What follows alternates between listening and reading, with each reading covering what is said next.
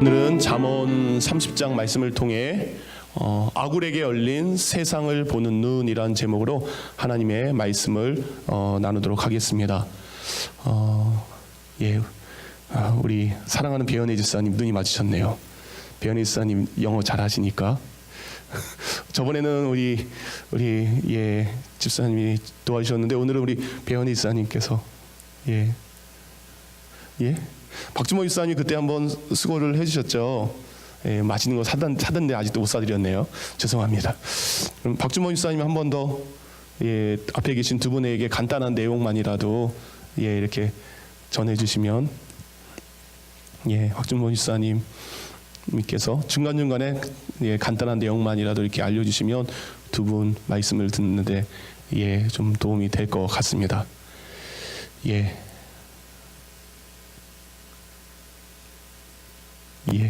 편하신 대로 알겠습니다. 여러분 2019년 배현희 집사님 잠이 확 깼죠? 2019년 마지막 금요 기도회 때 설교를 이 아굴의 잠언으로 했었습니다. 그 아굴이라는 사람을 통해 하나님께서 우리에게 교훈을 주셨습니다. 우리의 인생은 잠시 머물다 가는 나그네 인생이다. 왜 그렇습니까? 아굴의 이름의 뜻이 나는 나그네입니다 라는 뜻입니다.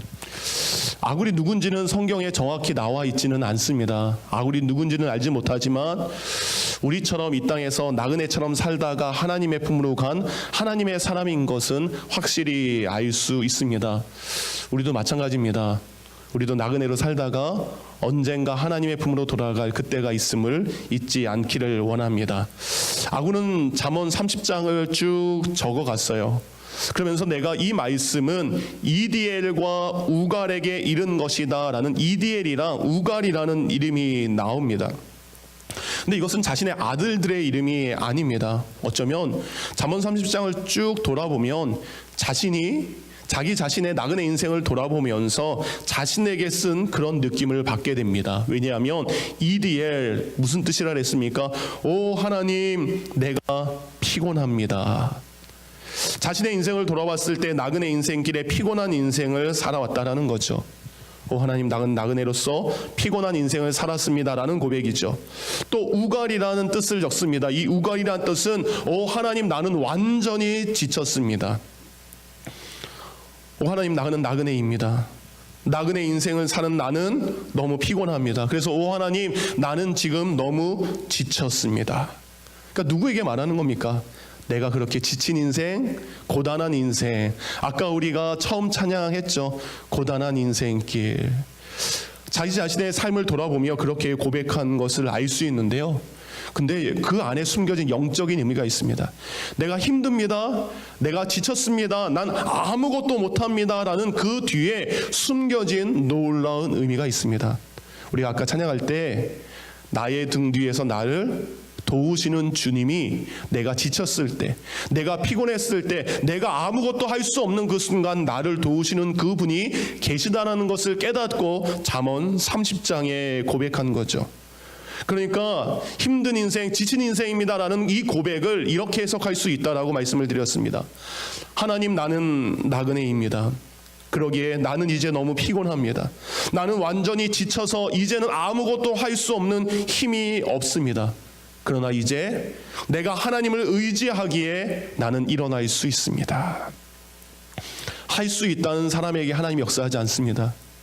하나님 나는 아무것도 아닙니다.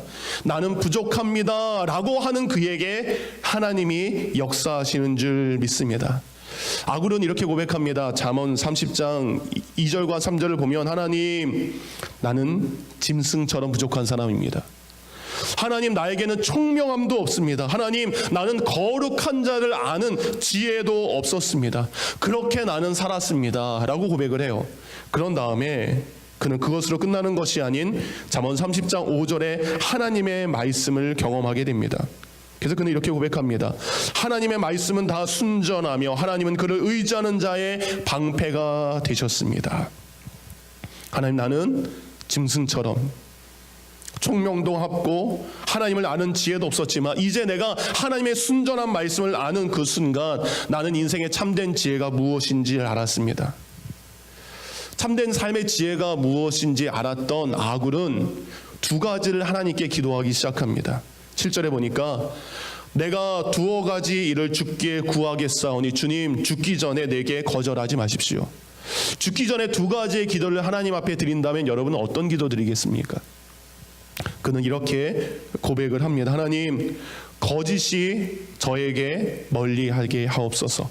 거짓말하면서 살지 않게 하옵소서. 거짓을 멀리하는 삶을 살게 하옵소서. 그리고 하나님, 가난하게도 마시고 부하게도 하지 마시옵소서. 왜 그렇습니까? 거짓으로 하나님의 이름을 욕되게 하고 싶지 않습니다. 하나님, 내가 배불러서 하나님 모른다고 하기 싫습니다. 내가 가난해서 믿는 자로서 누군가의 것을 도적질함으로 하나님의 영광의 이름을 욕되게 하는 것, 그런 삶 살지 않기를 원합니다. 하나님의 말씀을 통해 참된 지혜가 무엇인지 알았던 아굴은 기도의 제목이 바뀌게 됩니다. 우리가 하나님을 알기 전, 우리의 믿음이 성숙하기 전의 기도와 우리가 거듭난 후에 우리의 기도가 이렇게 달라져야 될 줄 믿습니다. 그 전까지는 아굴도 다 자신을 위해 기도한 거예요. 근데 하나님, 내가 하나님의 이름을 욕되지 않기를 원합니다.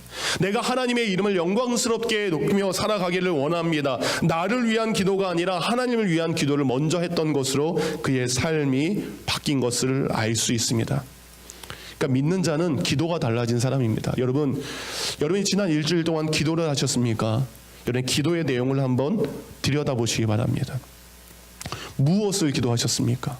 어떤 내용을 기도하셨습니까? 여전히 내 가정, 내 자녀, 내가 일하는 일터, 내가 아픈 것만을 위해 기도했다면 우리는 성숙하지 못한 기도입니다. 참된 지혜이신 하나님의 말씀을 알았던 아굴은 하나님의 영광된 이름을 위하여 기도합니다. 성경 말씀대로 나의 것을 구하는 것이 아니라 먼저 그의 나라와 그의 의를 구했던 마태복음 6장 33절의 말씀의 기도의 제목이 그의 기도의 제목으로 바뀌었던 것을 알 수 있습니다. 이렇게 지혜를 가진 자는 바로 기도의 내용부터 달라진다는 거죠. 기도가 달라진 아굴은 이제 인생을 바라보는 눈이 열리게 됩니다. 삶을 바라보는 눈이 달라지게 됩니다.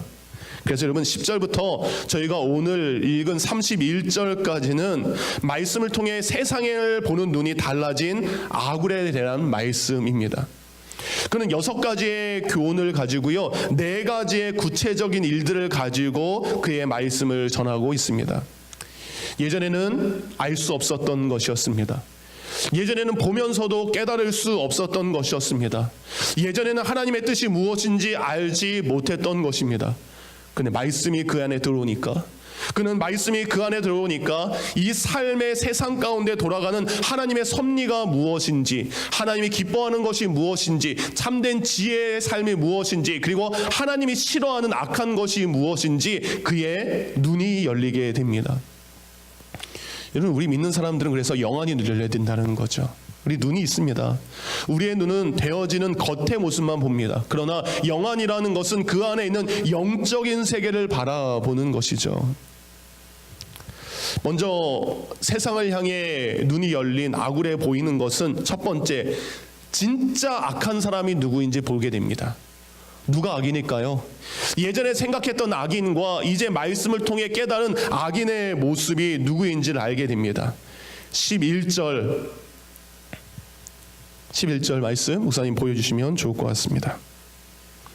첫 번째, 4가지 종류의 악한 사람들이 있는데 첫 번째 악한 사람은 아비를 저주하며 어머니를 축복하지 않는 어떤 사람들, 불효자들이 악인이라고 이야기합니다. 저는 뭔가 더 거창한 게 나올 줄 알았어요.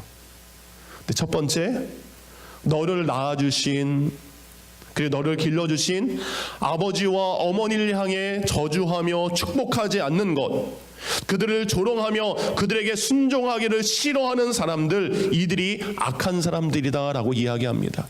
그럼 17절을 한번 또 보여주시면, 아비를 조롱하며 어미 순종하기를 싫어하는 자는 하나님께서요, 그의 눈을 까마귀로 하여금 먹게 한다라는 겁니다. 그의 눈을, 독수리의 어린 새끼가 날아와서 그의 눈을 파먹게 한다라는 겁니다. 성경 우리로 하여금 부모에게 효도하지 않는 것, 그것이 악한 자의 모습. 이런 매 해마다 구약 성경이나 신약 성경이나 동일하게 강조하는 것은 부모님에게 효도를 강조하는 것이죠. 왜 효도를 강조합니까? 효도하지 않는 시대가 날마다 있으니까. 사람들이 알아서 효도를 잘하면 성경은 그 효도에 대해서 이야기하지 않습니다. 근데 사람들이요 정말 자신을 낳아준 아버지와 어머니에게 효도하지 않기 때문에, 그래서 늘 어른 세대를 향해서 언젠가 우리의 머리가 큰 그것 때문에 어른들의 말과 어린들의 행동이 어리석게 느껴지는 젊은이들의 교만이 있다라는 겁니다. 여러분 재미난 게요, 예수님이 오시기 전 몇 세기 전, 몇백 년 전에 점토에 이런 글자가 새겨져 있는 게 발견됐다라고 합니다. 요즘 젊은 것들은 버리장머리가 없어. 요즘만 이야기하는 게 아닙니다. 예수님 오시기 기원전 몇천 년 전에도 몇백 년 전에도 그 당시에도 똑같이 젊은 사람들은 버리장머리가 없어라는 이야기가 그 시대나 지금이나 똑같이 존재했다라는 겁니다. 우리의 생각과 사고와 머리가 커져가면서 아버지의 생각과 어머니의 생각이 어리석은 것처럼 보이고 잘못된 이 시대를 읽지 못하는 것으로 보이기 때문에 효도하지 않는 것, 부모님에게 순종하지 않는 것이 악인의 모습이라고 합니다. 사랑하는 부모님들에게 살아계실 때 그분들에게 순종할 수 있는, 그분들의 말에 귀를 기울일 수 있는 귀한 성도가 되기를 원합니다. 두 번째 12절, 이 사람들이 악한 사람이다라고 이야기합니다. 스스로 깨끗한 자로 여기면서도 자기의 더러운 것을 씻지 않는 사람들이 악한 사람이다. 성경 말씀에 내 눈에 흠이 이만큼 들보가 들어와 있는데 다른 사람 눈에 요만한 티끌을 보면서 너 잘못했어 라고 정죄하는 사람, 이처럼 남의 말을 하는 사람들은 어떻습니까? 나는 깨끗해 라고 하는 사람들, 그들이 뭐예요? 악하다는 사람입니다. 스스로 깨끗한 자를 여기면서 다른 모든 사람들 향해서 정죄하면서 자신의 더러움을 씻지 않고 그대로 살아가는 존재들, 나는 거룩하고 너는 거룩하지 않아. 이런 사람들이 악한 자라고 이야기합니다. 13절 또 어떤 사람이 악합니까? 눈이 심히 높으며 눈꺼풀이 높이 들린 무리가 있느니라. 여러분 잘난치 않은 사람들이 다른 사람을 어떻게 봅니까? 이렇게 하고 내려보죠. 그러니까 어떤 사람이에요? 교만한 사람이 악한 사람이라고 성경은 이야기합니다. 교만한 사람, 그들은 정말로 왜 악한 사람입니까? 누가복음 18장 11절부터 13절을 보면 바리새인들이 나와서 하는 기도가 있고요, 세리가 나와서 하는 기도가 이렇게 나와 있습니다. 바리새인은 서서 따로 기도하여 이르되 하나님이여, 나는 다른 사람들 곧 토색, 불의, 간음한 자들과 같지 아니하고 이 세리와도 같지 아니함을 감사하나이다. 나는 일에 2번씩 금식하고 또 소득의 11조를 드리나이다 하고, 세리는 멀리 서서 감히 눈을 들어 하늘을 쳐다보지도 못하고 다만 가슴을 치며 이르되 하나님이여 불쌍히 여기소서 나는 죄인이로소이다 하였느니라. 여러분의 모습은 지금 어떻습니까? 우리가 신앙생활하고 있는데 우리가 바리새인처럼 기도하는 신앙생활하고 있습니까? 아니면 감히 하나님을 쳐다볼 수 없는 낮아진 마음으로 가슴을 치면서 겸손한 마음으로 신앙생활하고 있습니까? 내 눈이 높고 눈꺼풀이 높은 사람의 특징은 뭡니까? 나는 맞고 다른 사람의 주장은 틀리다는 겁니다. 교만이란 무엇입니까? 내 주장이 옳고 당신은 틀립니다 라고 말하는 이 교만을 하나님이 싫어하신다는 겁니다. 여러분 자아라고 하죠. 자아가 센 사람들. 그래서 나아자라는 한자가 있습니다. 나아자라는 한자는 두 가지가 붙여져 있는데 하나는 손수자, 그리고 하나는 창이라는 단어입니다. 그러니까 나라는 사람 존재는 뭐예요? 손에 뭘 들고 있는 사람? 창을 들고 있는 존재. 자아가 강한 사람은 뭡니까? 그만큼 자기 손에 칼을 들고 살아가는 사람이 자아가 강한 사람인 거죠. 자아가 강한 사람의 가까이가 뭐예요? 내 칼로 너를 그렇게 공격할 거야, 이런 겁니다. 이런 사람이 교만한 사람이라는 겁니다. 이렇게 교만한 사람을 향해 성경은 악한 사람이다 라고 이야기합니다. 네 번째 14절, 이런 사람들이 악한 사람이라 이야기합니다. 앞니는 장검 같고, 장검 뭐예요? 긴 칼입니다. 어금니는 군도, 굉장히 큰 칼입니다. 어금니는 긴 칼 같고 앞니는 긴 칼 같고 어금니는 큰 칼 같아서 가난한 자를 땅에서 삼키며 궁핍한 자를 사람들 중에 삼키는 자들, 곧 탐욕스러운 자들이 악인이다라고 이야기합니다.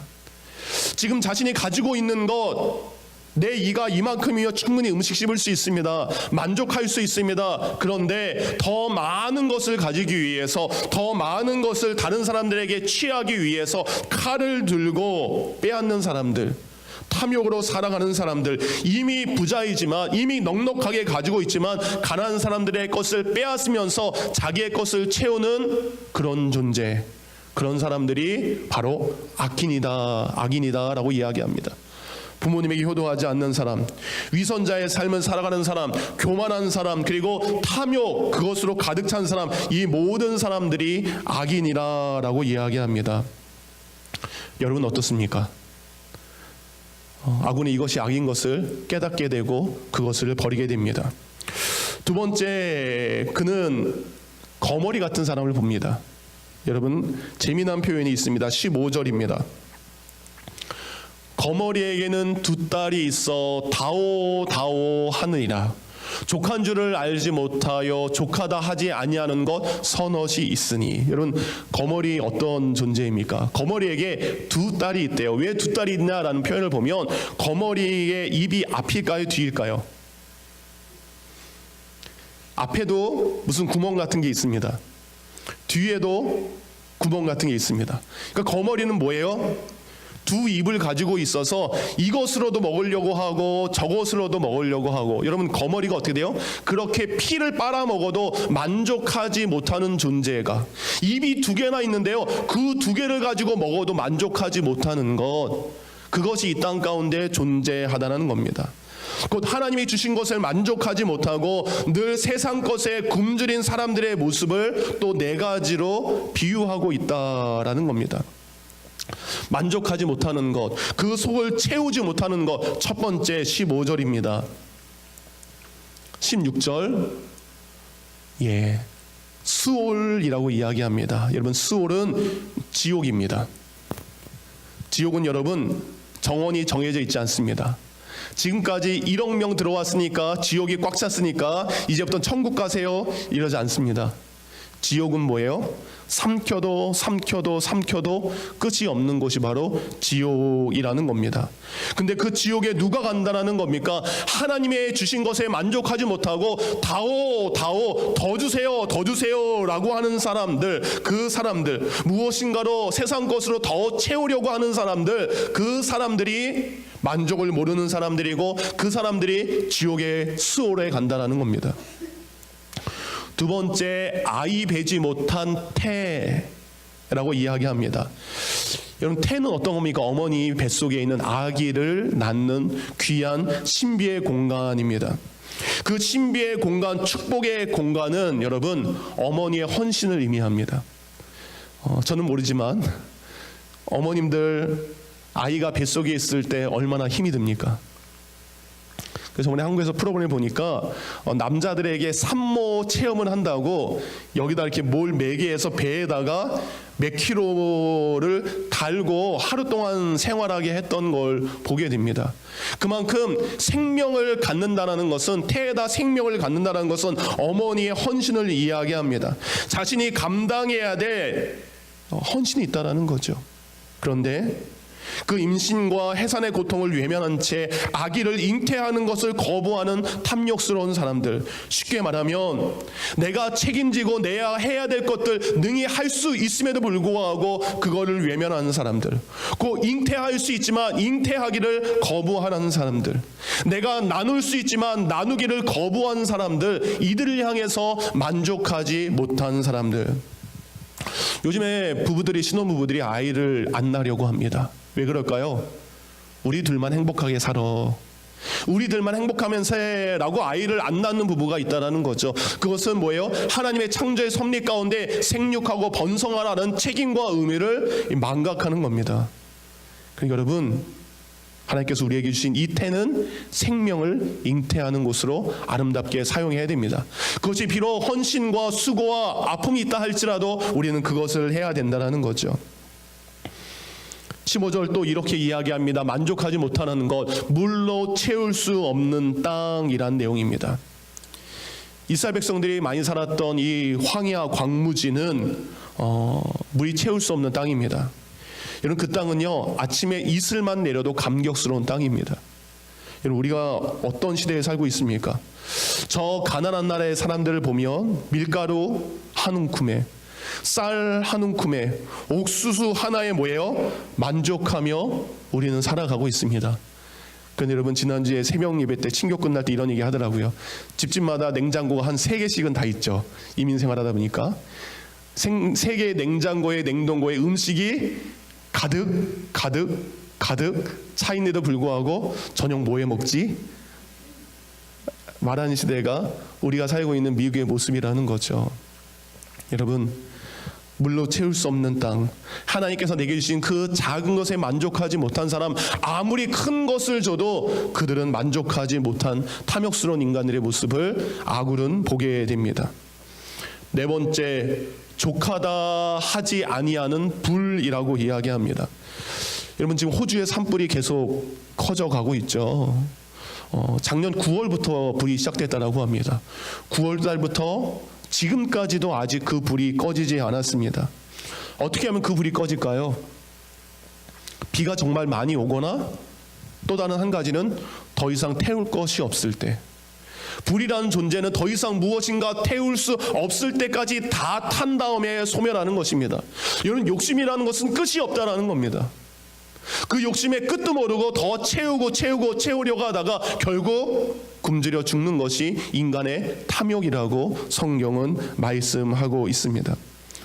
먹어도 부족하고 채워도 부족하고 사도 만족하지 못하는 탐욕스러운 인간의 모습을 성경은 고백을 하고 있는 거죠. 아굴은 보는 거예요. 하나님, 내가 혹시 그렇게 살고 있지 않습니까? 그 다음에 아굴은 또다시 믿음의 눈을 열어 이렇게 보게 됩니다. 20절, 음녀의 자취도 그러하니라. 20절에 음녀라는 존재에 대해서 나옵니다. 여러분, 성경에 나오는 이 음녀, 잠언에 특히 나오는 이 음녀라는 존재는 악을 행하도록 유혹하는 존재입니다. 음녀들은요, 지혜자들로 하여금 그들로 하여금 죄악의 길로 인도하려고 하는 존재입니다.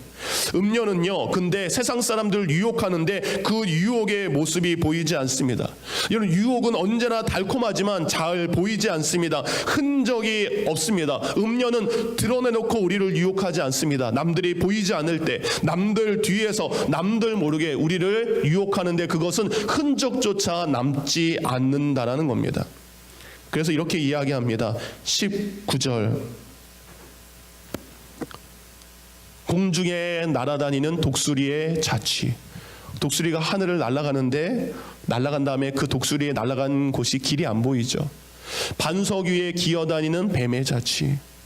뱀이 기어난 다음에는 그 흔적이 남지 않습니다.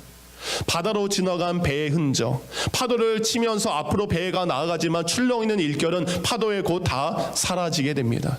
남자와 여자가 정말 뜨겁게 사랑한 것 같지만 언젠가 사랑이 식어서 사랑했었나라는 기억을 잊어버리는 일들. 음녀의 유혹이 바로 이렇다라는 겁니다.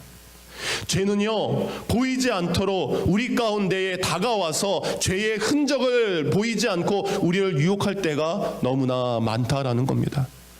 그래서 아굴은 분별하기를 원합니다. 하나님, 음녀의 유혹은 보이지 않습니다. 보이지 않는 음녀의 유혹 가운데 그것을 분별하게 해 주시길 원합니다. 사단은 끊임없이 우리를 유혹하고 있습니다. 여러분, 요셉에게 큰 시험을 가져다 준 여자가 있죠. 보디발의 아내입니다. 모두가 아무도 없을 때 그는 유혹합니다. 너와 나밖에 없어. 우리가 잘못된 짓을 해도 너와 나만 침묵하면 아무도 모를 거야. 사단은 우리에게 그렇게 이야기합니다. 너밖에 몰라. 그 잘못 해도 돼. 너밖에 몰라. 그 일을 해도 돼. 너밖에 몰라. 그렇게 말해도 돼. 너밖에 몰라. 그 유혹의 흔적을 우리에게 없다라고 이야기합니다. 그러나 그 모든 것을 통해 우리가 그 배의 흔적을 분별하지 못하면, 그 악의 음료를 분별하지 못하면, 음료의 유혹을 분별하지 못하면 우리 또한 망하게 된다라는 겁니다. 그런 다음에 아굴은 또 다른 것을 깨닫게 됩니다. 21절입니다. 세상을 진동시키며 세상이 견딜 수 없게 하는 것 선엇이 있다. 세상을 진동시킨다는 것은 하나님이 창조의 질서를 만들어 놨습니다. 하나님이 세워놓은 이 창조의 질서를 흔드는 일, 곧 하나님의 창조의 질서를 흔드는 일을 아굴이 내가 그거를 참아 볼 수 없습니다. 근데 하나님의 창조의 질서를 흐트러는 일 네 가지가 무엇이냐? 첫 번째 22절입니다. 종이 임금된 것과, 여러분 여기서 종이라는 것은요 하인이 아닙니다. 신하를 의미합니다. 왕이 있고요, 신하가 있어요. 근데 신하가 왕의 자리가 탐납니다. 왕이 누리는 권력이 탐이 납니다. 그래서 신하가 쿠데타를 일으켜서 왕의 자리를 뺏는 정치적인 무질서에 대해서 하나님이 원하지 않는다라는 겁니다. 두 번째, 미련한 자가 음식을 배부르게 먹는 것. 여러분 성경은 미련한 자를 게으른 자라고 이야기합니다. 곧 하나님이 지어놓은 창조의 질서를 정말 견딜 수 없게 하는 것은 뭐냐? 게으른 자가 배부르게 먹는 것. 수고하지 않았는데요, 노력하지 않았는데, 땀 흘리지 않았는데 그런 사람들이 배불리 먹는 것, 이런 경제적 무질서가 하나님 보시기에 창조의 질서를 흔드는 것이죠. 한국은 그것을 불로소득이라고 이야기합니다. 불로소득. 내가 노동하지 않아도 얻게 되는 것, 그것은 하나님의 창조의 질서를 어기는 것입니다. 내가 땀 흘린 만큼, 내가 수고한 만큼, 내가 노력한 것, 그것을 하나님께로부터 받는 것, 그것이 질서의 아름다운 모습이죠. 여러분, 크리스찬 여러분들은 사지 않아야 될 것이 있습니다. 어떤 거요? 복권 사지 마시기 바랍니다. 그렇잖아요. 그게 불로소득이잖아요. 예. 저희 교회 교인은 아닙니다. 저기 어떤 분이신데요, 제가 그분이 부자인 거 알거든요. 잘 사세요. 근데 어느 날 어느 마트에 가서 해리스토리에서 봤어요. 근데 그분이 저를 보고 놀라더라고요. 왜 놀랐을까요? 복권을 긁고 있었어요. 제가 보기에는 그분이 정말 부자시거든요. 근데 거기에 한쪽에서, 저희 교회 교인 아닙니다, 진짜. 저기 너의 교인 교회 복권을 긁는데 그분도 저를 보고 당황한 거예요. 스스로 찔린 게 있었던 것 같습니다. 여러분, 우리가 땀 흘려 수고한 것, 곧 게으른 자가 음식을 배부르게 먹는 것, 그것은 하나님의 창조의 질서를 어긋나게 하는 것입니다. 세 번째, 미움받는 여인이 시집을 갖는 것. 좀 이상하죠. 여기서 미움받는 여인은 지혜로운 여인의 반대의 개념입니다. 그러니까 미움을 받을 만하게, 미운 짓을 하는 여인이 시집가서 행복하게 사는 것, 이것이 창조의 질서 가운데 이건 아니다라는 거예요. 여러분, 그 여인은 분쟁의 여인입니다. 그 여인이 가는 곳에 허영이 있습니다. 그 여인은 사치하게 됩니다. 그런데 허영과 사치와 분쟁을 일으키는 그 여자가 누군가와 만나서 잘 살게 되는 것, 그것도 하나님의 창조의 질서를 이해 못한다는 거예요. 여러분, 이런 여인들이 살아가는 것, 가정의 무질서, 가정의 질서를 깨트리는 것이죠. 네 번째, 여종이 주인이 되는 것. 여러분, 섬기는 자와 섬김받는 자가 반대가 된다라는 겁니다. 섬겨야 될 사람들 섬기고, 섬김받아야 될 사람이 섬기는 그런 일들이 있어야 되는데, 사회적으로 그 경계가 깨진 것. 그러니까 하나님이 만들어 놓은 질서가 있습니다. 우리 하나님은, 창조의 하나님은 질서의 하나님이죠. 그래서 이 세상의 모든 것은 그 질서에 맞춰서 돌아갑니다. 가정도, 사회도, 교회도, 그 모든 것이 질서에 맞게 돌아가야 되는데, 그 질서를 깨트리는 것, 그것을 아굴이 바라볼 수 있는 눈이 생긴다는 겁니다. 아굴이 이제 자기가 만약에 신하였다면, 내가 신하로서 신하된 삶을 열심히 살겠습니다. 미련한 자, 곧 게으른 자의 음식을 먹는 것이 아니라 이제 내가 땀 흘려 수고한 것을 먹는 자가 되겠습니다. 남을 미워하고 이간하는 그 여인으로서 살아가는 것이 아닌 누군가를 세우고 남편의 머리로서 인정하는 그 삶을 살아가는 그 삶을 바라보는 것. 내가 섬기는 자라면 섬기는 자의 삶을 살아가는 것, 이 모든 것을 통해 하나님이 원하시는 것이 무엇인지 아굴은 말씀을 통해 깨닫게 됩니다.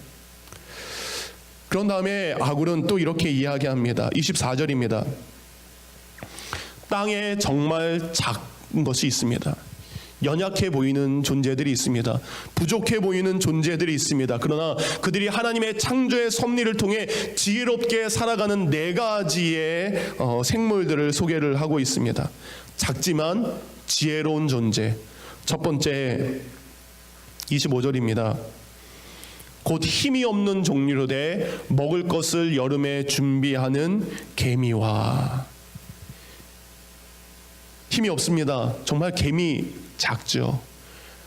자기가 가진 것이 없기에, 자기가 부족하기에 개미들은 서로 하나가 되어서 여름부터 겨울을 지날 음식을 준비한다는 겁니다.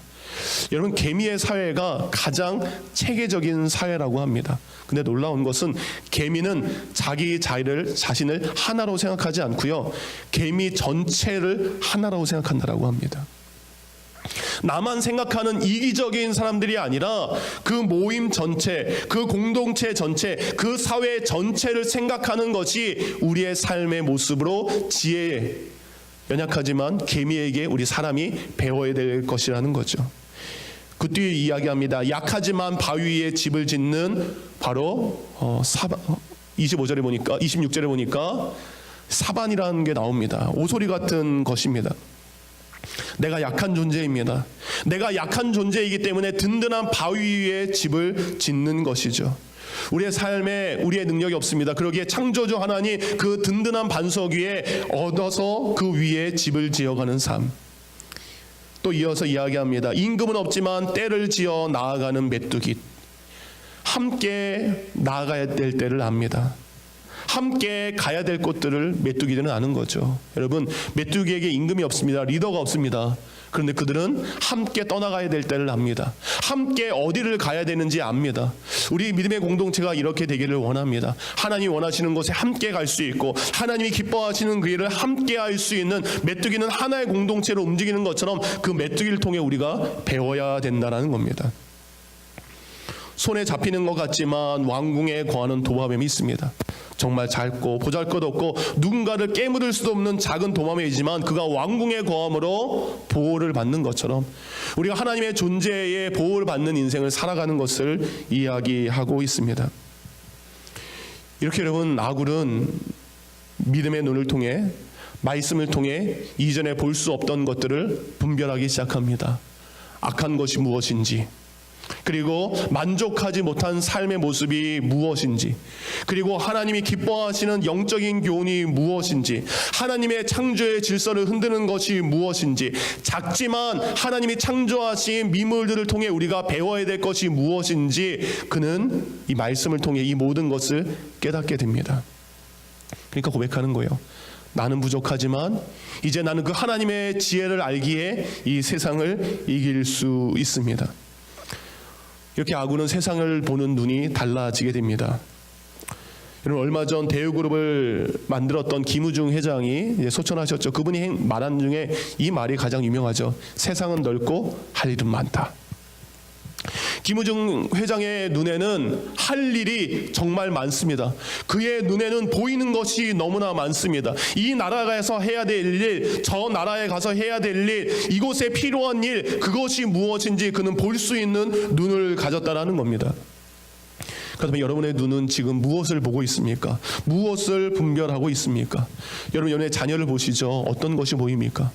여러분의 일터를 바라볼 때 영적인 눈으로 일터를 바라보면 어떻게 보일 수 있습니까? 가정과 교회와 일터 가운데 여러분은 어떠한 눈으로 그것을 바라보고 있습니까? 여전히 세상의 기준과 세상의 눈으로 바라보고 있습니까? 아니면 이제 아굴이 가졌던 말씀을 통해 지혜의 눈으로 여러분이 무엇인가를 바라보고 있습니까? 이제 여러분의 눈이 말씀을 통해 세상을 분별할 수 있는 지혜가 열려지기를 원합니다. 마태복음 9장 37절 예수님의 눈에 이렇게 보입니다. 추수할 것은 많되 일꾼이 적으니.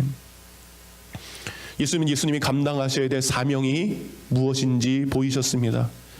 여러분이 신앙생활하면서 믿는 자로서 내가 감당해야 될 사명이 무엇인지 보이기를 원합니다. 내가 믿는 어머니로서 어떻게 해야 되는지, 믿는 남편으로서 내가 어떻게 해야 되는지, 믿는 자로서 내가 해야 될 것들을 보이기를 원합니다. 말씀을 마칩니다. 지난 화요일 한 집사님 사업체를 신방을 갔습니다. 여러 가지 이유로 지금 예배를 드리러 올 수 없는 상황입니다.